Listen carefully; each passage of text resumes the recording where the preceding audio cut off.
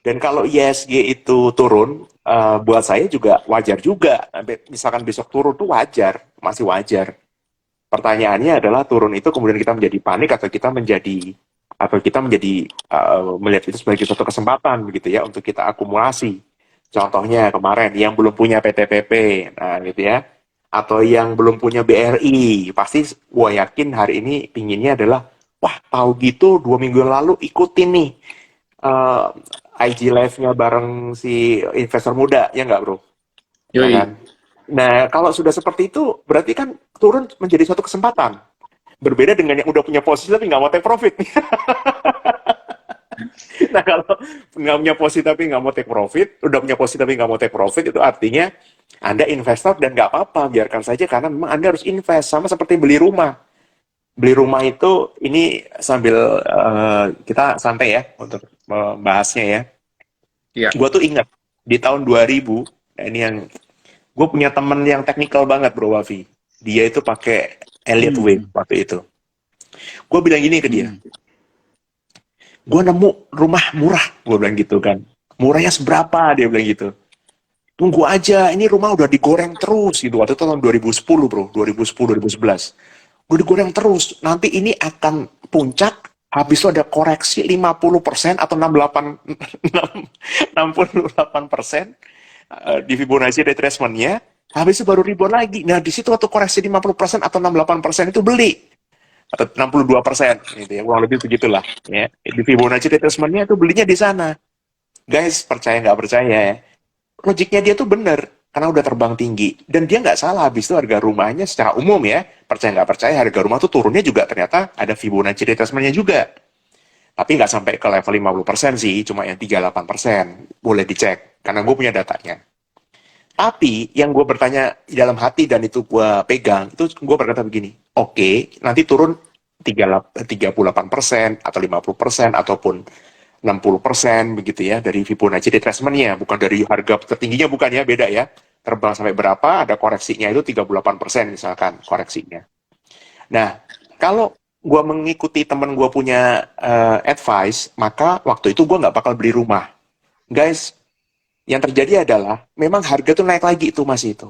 Dan kemudian koreksinya 38% tadi tidak mencapai ke harga tahun 2010 waktu itu. Jadi kalau tahun 2010, 2011 itu gue nggak maksa beli rumah, gue nggak bakal dapet itu rumah. Karena harganya udah terbang. Jadi meskipun koreksi, koreksinya cuma koreksi sekitar, ya kalau Fibonacci retracement-nya 30-50% itu, tapi ingat retracement ya, bukan dari harga tertingginya turun 30%, 50%, bukan. Nah itu sama, kalau kita sekarang khawatir, kita terlalu banyak khawatirnya tanpa kita melihat realistisnya, begitu, maka kita akan selalu menunggu sampai retracement-nya. Wah, ini marketnya udah tinggi nih. Kalau kita pakai Fibonacci, nanti mungkin boleh, Bro Wafi, di set tuh Fibonacci-nya, retracement-nya ISG, punya utang untuk napas sampai di level berapa, boleh tuh ditambahin ya. Nah, itu kita bisa ukur tuh. Retracement-nya harusnya nanti ISG itu di level berapa, baru kita bisa masuk. Silakan nanti di chat ya, Bro Wafi boleh balikin handphone, layar handphone kayak tadi, diganti ke belakang, disiapin dulu nih. Saya yakin lagi disiapin sama Bro Wafi. Habis itu kita lihat teman-teman retracement sampai berapa. Setelah itu kalau kesana beneran, apakah teman-teman akan menyia-nyiakan kesempatan itu, ataukah teman-teman akan melihat itu sebagai suatu ketakutan lagi? Buat saya secara umum, ini langsung buka kartunya aja arsnya gitu ya. Kalau gue pribadi gitu ya, bro, kalau market turun pun sampai the Fed meeting itu nggak masalah gitu. Jadi misalkan sampai 2 hari, 3 hari, 5 hari gitu, ya wajar. Kemarin udah naik 4 hari berturut-turut US marketnya, kemudian sekarang koreksi, misalkan pun koreksi, ya baru koreksi 1 hari, belum koreksi 2 hari. Kalaupun koreksi 2 hari, ya baru 2 hari, belum 3 hari. Kalaupun 3 hari atau 5 hari, jangan-jangan koreksi cuma 1%, 1%, 1%. Ternyata kenaikan kemarin, kalau Sobat Cuan bisa ngelihat, itu kenaikannya lebih, bukan 1% aja tiap hari itu naiknya. 1,3, 2% gitu ya, Bro William ya, kenaikan yang kemarin-kemarin ini. Jadi artinya koreksi yang nanti ini terjadi sekalipun itu belum tentu koreksinya tuh benar-benar dalam. Kenapa? Karena The Fed sudah dari awal tuh sudah ngomong inflasi akan tetap tinggi. Jadi ini sesuatu yang sebetulnya kemarin sudah di price in oleh market bahwa inflasi itu tetap akan tinggi. Dan kemudian kalau The Fed itu sudah mengatakan dia akan tetap akan naikkan suku bunga, ini yang gue suka dari Dr. Silas, kalau dia bukan mengatakan salah ya, dia tidak, kita Kita semua itu selalu mengikuti market. Ekonom kita sebagai trader itu selalu mengikuti market. Analisa dia ternyata skenario-nya itu berubah, maka dia akan mengganti view-nya dan dia tidak ragu-ragu untuk mengatakan bahwa memang view-nya berubah gitu, nggak kemudian defend terhadap view-nya tersebut. Market secara umum itu sudah dikatakan sudah tersales 2 minggu yang lalu. Kita mendingan udah set di benak kita, ini gue ingat sekali, nggak akan gue lupakan Bro William, karena buat gue itu penting. Mendingan dari sekarang kita set the Fed itu sudah akan menaikkan ke level 4%. Iya. Otomatis kita nggak khawatir daripada kita gini, aduh the Fed naikin berapa ya?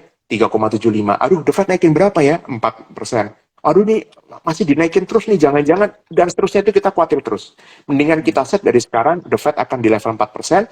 Jadi setelah itu kita mau doing business, dan yang gue suka tadi kalimat dari Bro William adalah kita mau ambil KPR, kita udah tahu. Jadi kalau kita dapat bunga, kita misalkan pakai beli rumah pakai KPR, kita udah tahu bunga mana yang paling murah, dan jangan minta di bawah itu gitu ya, karena kita udah tahu tuh batas bawahnya misalkan 4% tadi. Maka kita udah langsung deket-deket cari yang 4,25, 4%, 4,5%, kita just take it aja rumahnya. Itu nggak beda, Sobat Cuan, dengan kita melihat kondisi market. Ketika the Fed nanti itu kita sudah di benak kita udah bilang 4%, 4%, 4%, maka peluang yang kita cari itu adalah untuk orang Amerika ya, bukan orang Indonesia nya. Orang Amerikanya yang dilihat tuh begini, gua harus taruh uang gua di mana untuk dapetin 4%, di atas 4%.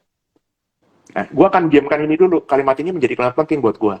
Orang Amerika harus taruh uang di mana supaya bisa dapat cuan, atau uangnya tadi dia bisa di atas suku bunga the Fed alias 4% tadi.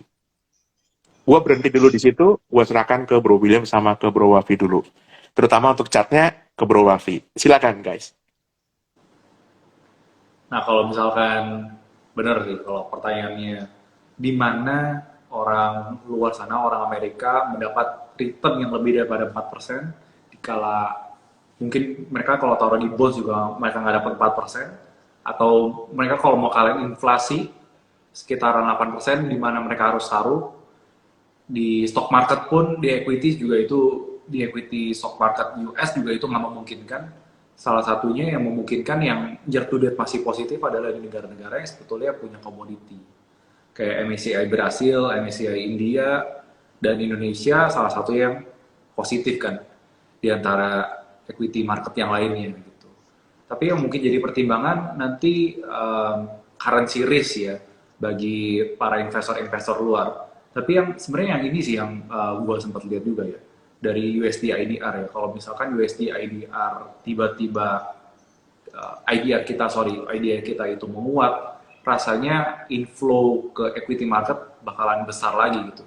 Karena yang kalau yang 2 minggu kemarin Pak Berlian bilang orang-orang tuh pada FOMO nggak masuk ke market Indonesia karena market Indonesia segitu menariknya, tapi mereka masih menunggu kapan entry-nya buat market Indonesia. Nggak tahu apa pertimbangannya, but anyway juga sekarang posisinya mereka mungkin seperti FOMO ya, karena dengan USD IDR yang sekitar 15.000, 14.800 gitu, itu udah murah sekali kan. Mereka tinggal convert USD-nya mereka dapat banyak IDR, mereka invest di saham Indonesia, tinggal duluan siapa yang lebih cepat buat invest di Indonesia. Kalau view gue sih kira-kira seperti itu ya. Mereka harus duluan nih, siapa yang invest duluan di saham-saham Indonesia. Kalau enggak nanti bakal ketinggalan. Kalau yang terakhir pasti dapat currency risk-nya lebih tinggi kan. Setelah itu harga market yang lebih tinggi lagi gitu. Ya gue rasa sih mungkin banyak orang bakal berebut saham-saham yang ada di Indonesia ya.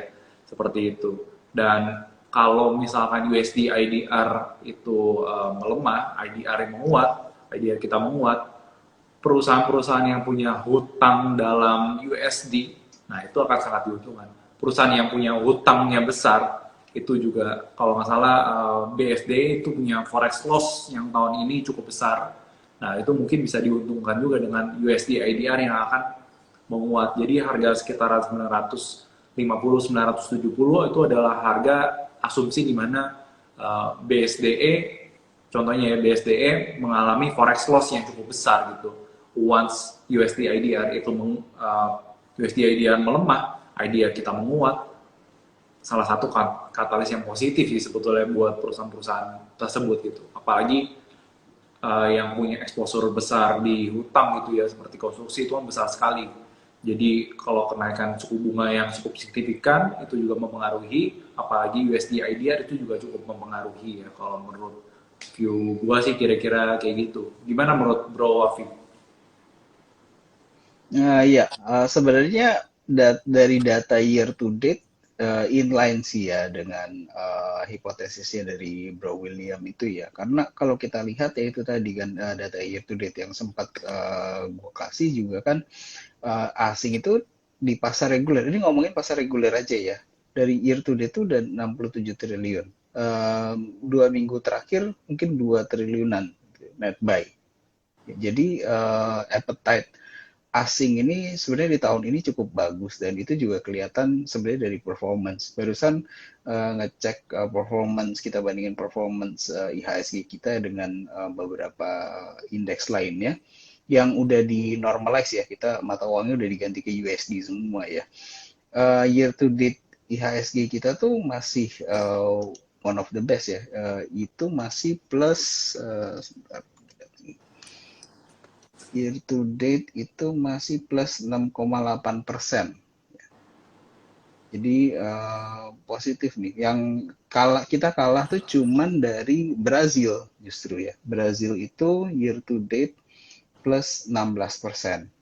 Jadi dari situ sebenarnya kita bisa lihat appetite asing ini sebenarnya masih cukup bagus ya. Yang kalau di Asia sendiri yang mengikuti di belakang IHSG itu di Straits Time Index plus 1,2% year to date dari awal tahun. Jadi dari situ sebenarnya kita masih bisa ambil kesimpulan nggak perlu terlalu khawatir juga ya dengan tadi mungkin berita-berita soal resesi dan lain sebagainya. Faktanya sebenarnya kalau kita ngelihat investor asing aja masih ngelihat rumput kita tuh masih lebih hijau gitu dibandingkan rumput negara lain gitu. Jadi kenapa kita harus takut gitu dengan rumput kita sendiri. Dan tadi kalau tadi Bro Ian bilang juga kalau misalnya kita selalu khawatir kapan momennya buat entry ya akhirnya malah kita jadi ketinggalan momentum sih ujung-ujungnya di situ gitu. Jadi sebenarnya nggak usah terlalu khawatir juga, nggak usah terlalu risau juga sih untuk masalah momentum. Nanti akan datang sendiri sih. Justru kalau kita terlalu banyak khawatir, nanti nggak ada momentumnya sama sekali gitu ya. Nggak entry ya kayak yang ada kehilangan gitu, kehilangan momentum yang ada di depan mata. Jadi gitu sih. Iya. Dan banyak juga dari kita, mungkin kadang-kadang kita ngarepin koreksi karena pengen cari harga yang murah banget gitu kan. Padahal di market, ya kita tahu ya, kita nggak mungkin bisa nembak di mana batasnya market, kita cuma bisa tahu posisi teknikalnya, posisi yang baik di mana harga yang udah murah gitu kan. Sebagai chartis juga pun nggak mungkin bisa menebak posisi bener-bener bottoming di mana. Memang bisa melihat sebuah jejak-jejak psikologis yang ada di market gitu ya, misalkan harga was kita bottomnya di sekitaran 500, sideways sekitar 500 sampai sekitaran 570, nah itu batas sideways gitu terlihat, tapi market bisa bergerak kayak gimana aja gitu ya. Dan kadang-kadang kita juga mengharapi koreksi yang menurut saya kurang masuk di akal gitu ya. Kita ngarepin misalkan was kita, gue pengen nego sampai di sekitaran 450 lah. Justru kalau misalkan sampai 450 artinya marketnya udah balik arah gitu, balik arahnya, trennya malah makin dalam lagi buat downtrend gitu. Nah itu sih sebetulnya kadang-kadang kita sebagai investor salah persepsi ya kalau kita mau minta nego harga di harga yang lebih murah gitu. Padahal harga yang sekarang aja kalau kita lihat fundamentalnya ISG ya, saham-saham yang ada di Indonesia, justru mungkin kalau koreksi sedikit itu saatnya kita buat entry. Kadang-kadang kita ngarepinnya koreksinya tuh banyak sekali, kadang-kadang sampai nggak nemu juga posisinya di level segitu gitu. Dan persepsi kita secara, mungkin kita harus punya big picture kalau market ini will going up, bakalan arahnya, big picture-nya bakalan naik gitu. Tapi dalam perjalanan naiknya pasti kan ada koreksinya gitu. Dan waktu koreksi ya koreksi sedikit harusnya kita entry dan kita tunggu sampai nanti marketnya bakalan go up lagi atau bakalan all time high lagi gitu. Kadang-kadang kalau kita nunggu sampai market crash dulu baru kita entry, ya kita nggak bakal masuk sih, bener, nggak bakal kita nggak bakal masuk di market, dan kita bakalan miss di opportunity yang justru besar sekali di market gitu. Biasanya sih saya juga kalau ngelihat market kalau Q1-nya atau Q2-nya udah cukup bagus, biasa Q3-nya dan Q4-nya tuh udah tinggal ngikutin aja ya gitu.